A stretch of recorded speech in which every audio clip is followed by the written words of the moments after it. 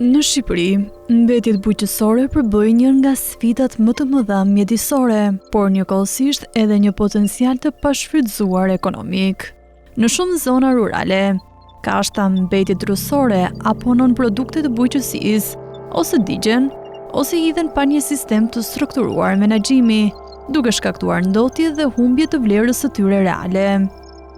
Pikërisht nga ky realitet, por edhe nga përvoja disa vjeçare në projekte mjedisore dhe ekonominë qarkulluese, lindi ideja për t'i dhënë një jetë të re këtyre mbetjeve, përmes kultivimit të kërpudhave.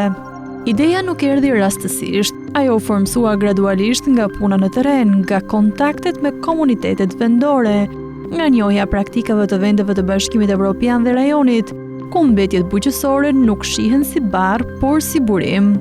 Në këto vende, modelet e ekonomisë qarkulluese kanë treguar se nga njëjta lëndë e parë mund të krijohen produkte të reja, ushqim i shëndetshëm, vende pune dhe përfitime mjedisore afatgjata. Shqipëria, me potencialin e saj bujqësor dhe me zhvillimin e shpejtë të turizmit, ofron një terren shumë të favorshëm për zbatimin e këtyre modeleve. Nga morë idenë e përdorimit të mbetjeve bujqësore për të prodhuar kërpudha? Nga me Vjestroga, jam inxhenier i mjedisit me profesion, kam gati 10 vite që punoj në fushën e mjedisit, dhe kryesisht kemi punuar me projekte që lidhen kryesisht me ekonominë qarkulluese, me angazhimin e trive, forcimin e komunitetet lokale. Dhe nga projektet të ndryshme që ne kemi bërë, kemi parë idenë që në Shqipëri ka goxha mbetje bujqësore, të cilët një pjesë e mirë e tyre nuk përdoren në mënyrë racionale dhe eficiente. Dhe duke punuar me projekte, duke parë praktika të mira nga vendet e tjera të rajonit dhe Bashkimit Evropian, pam që kishte modele, metoda që këto mbetje bujqësore mund të ripërdoren dhe të krijohet një material që është substrat ku mund aty krijohet kërpudha. Dhe thamë idenë që nga një ide mund të bëjmë reduktimin ose zvogëlimin e veteve bujqësore dhe me kësaj ne mund të arrijmë drejt kultivimit të kërpudhave, të cilat janë një ushqim goxha i mirë për njerëzit. Kështu që kështu erdhi ideja, nga eksperiencat me projekte, në kontakte me njerëz, trajnime jashtë vendit, na lindi ideja që ne dhe duke parë dhe kontekstin e zhvillimit të turizmit në Shqipëri që vitet e fundit ka pas goxha rritje dhe do ketë një goxha kërkesë për ushqim cilësor dhe organik, do thamë se mos ta provojmë në Shqipëri një ide të tillë. Aktualisht fokusi është te kërpudha oyster, një nga varietetet më të përshtatshme për kultivim në substrat organik. Lënda bazë për këtë proces është kashta bujqësore, e cila gjendet me lehtësi në zonat rurale dhe ka karakteristikat ideale për zhvillimin e micelit të kërpudhës. Në vend që të digjet ose të hidhet, kashta shndërrohet në substrat prodhues ushqimi. Çfarë mbetjesh bujqësore përdorni për prodhimin e kërpudhave konkretisht? Ne aktualisht varieteti i kërpudhave që kemi është varieteti oyster ose pleurotus, dhe ky varieteti kultivohet në një mjedis ose një substrat kryesisht me bazë kashte. Kashta është materiali bazë që përdoret ose që përdoret për kultivimin e këtij varieteti, që gjendet lehtësisht kryesisht në zonat rurale. Keni menduar që të përdorni mbetjet e tjera bujqësore për shembull? Po, ne po mendojmë që përveç këtij varieteti, që është oyster, që të përshkruajmë mundësinë edhe një varieteti tjetër, që është shiitake, që është një lloj tjetër kërpudhe, kryesisht kjo lloj kërpudhe kultivohet në një bazë tjetër substrati, që është elementët me bazë drusore, bishat e ullirit, ose materialet që vijnë nga druri, të cilat lehtësisht mund përdoren për krijimin e substratit. Kështu që shumë shpejt po mendojmë që edhe këtë varieteti të dytë mund ta përdorim në fermën tonë. Procesi i kultivimit është i kontrolluar dhe i ndarë në 2 faza kryesore. Faza e parë, ajo e inkubimit, zhvillohet në kushte errësire totale, me temperatura të kontrolluara dhe nivel të lartë të dioksidit të karbonit. Kjo fazë është thelbësore për zhvillimin e micelit, që përbën bazën e kërpudhës. Pas disa javësh, kur substrati mbulohet nga miceli, fillon faza e dytë, frutifikimi. Në këtë moment, kërpudha ka nevojë për dritë, ajër të freskët dhe lagështi të lartë për të prodhuar frutin e saj të ngrënshëm. E gjithë cikli i prodhimit zgjat rreth 1 muaj, duke bërë këtë proces relativisht të shpejtë dhe efikas. Çfarë kushtesh duhet i siguroni kërpudhave që të arriten pranë përmjet mbetjeve të kashtës? Kryesisht kërpudha kalon në 2 faza kryesore. Faza e parë është faza e inkubimit, kur ajo duhet të jetë në gjendje totale errësirë, ku nuk do të ketë praninë e dritës, dhe normalisht duhet dhe temperaturat të jenë rreth 17-23 gradë Celsius.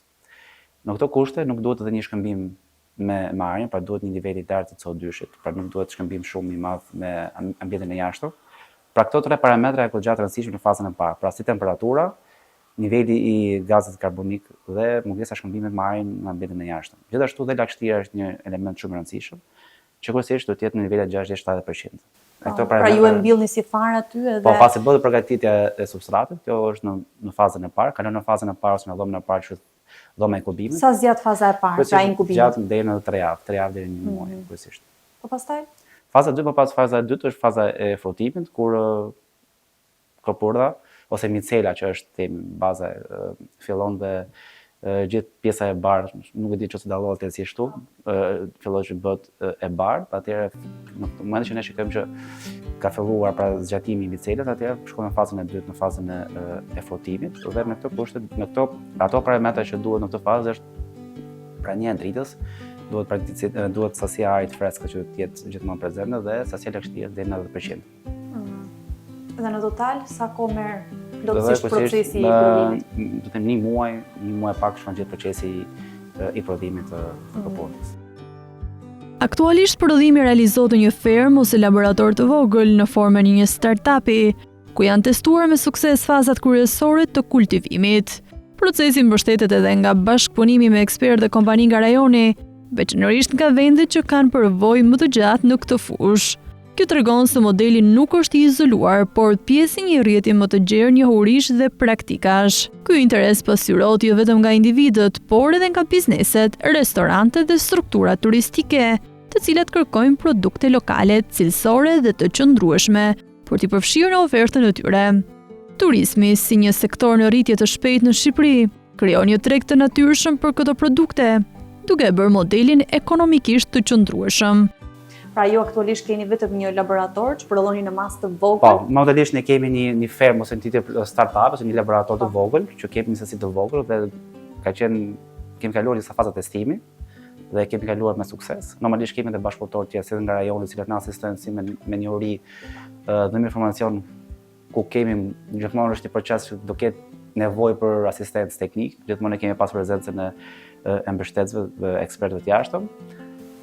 Kështu që çfarë do ju duhet për ta arritur më tepër prodhimin e kopudhave të tilla dhe a ka pasur interes edhe nga bashkëpunëtorë të tjerë? Po, patjetër, ka pas goxha interes. Ne jemi në kontakt edhe me individ, me faqet tona të rrjetet sociale, Instagram, ka pas goxha persona të cilët kanë shprehur interesin që të kenë këtë lloj kopudhe, tash pasi ka vlerë goxha vlerë ushqyese. Po ashtu edhe biznese dhe restorante ose kulturizmi, të cilët kanë dëshirën ta kenë pjesë e recetës së tyre. Për te aspektit teknik, vlera reale e këtij modeli qëndronte ndikimi i tij shumëfisht. Në aspektin mjedisor, ai redukton ndjeshëm sasinë e mbetjeve bujqësore dhe ndotjen që ato shkaktojnë. Më tej edhe pas përfundimit të ciklit të prodhimit, substrati i përdorur nuk humbet vlerë. Ai mund të rikthehet në tokë si ple organik, duke përmirësuar pjellorinë dhe duke mbyllur ciklin e ekonomisë qarkulluese.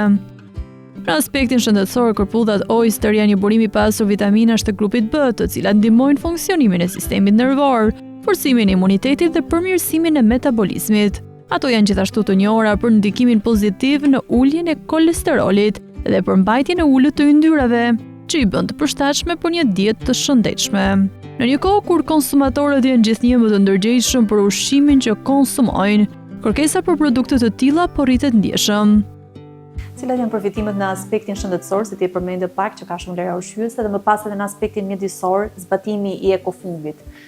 Në aspektin shëndetësor, do të them që kopurdha oyster ose king oyster, ky lloj varieteti që ne kemi, ka shumë vitamin B, B1, B2, të cilat janë shumë të mira edhe për sistemin imunitar, për funksionimin mirë të trurit, do të marr parasysh edhe kohën e ftohtë që jemi tani, është bën shumë mirë për që të kemi një ndjesje të lodhje ose të kemi pafuqi, pra na bën që të kemi një metabolizëm më të fuqishëm. Gjithashtu shërben edhe për kolesterolin, pra ato persona që vojnë nga niveli i lartë i kolesterolit, kjo lloj kopurdhe ndihmon ndjeshëm në përballimin e këtij fenomeni, pra ka goxha përmirësime ose goxha efekt pozitiv në efektin shëndetësor. Kjo është edhe jashtë shumë persona e përdorin mjaft mirë kopurdhën për vlerat e saj ushqyese, siç përmenda. Ndërsa në aspektin mjedisor, do të them që siç përmenda, lënda bazë është mbetjet kashë së bujqësore, siç ne e dimë, mbetjet në Shqipëri janë një sfidë aktuale dhe normalisht po shikohen mundësi ose tendenca se si këto të trajtohen me një kohë sa më efektive dhe shikojmë që ne kemi gjetur një mënyrë që nëpërmjet përdorimit të mbetjeve bujqësore, pra këto mbetje mos diqen ose motive në përdorim, por të ripërdoren dhe të jenë në formë e substratit që mund aty korrekt kopurda, pra për krijimin e një ushqimi të shëndetshëm.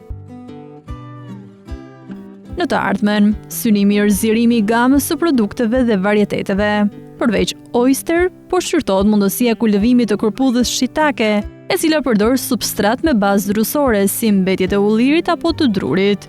Kjo do të thotë shfrytëzim edhe më i gjerë i mbetjeve bujqësore dhe krijimi i produkteve me vlerë të shtuar më të lartë. Në një perspektivë më të gjerë, modele të tilla tregojnë se ekonomia qarkulluese nuk duhet parë vetëm si koncept teorik apo si zgjidhje mjedisore, por si një mundësi reale zhvillimi ekonomik.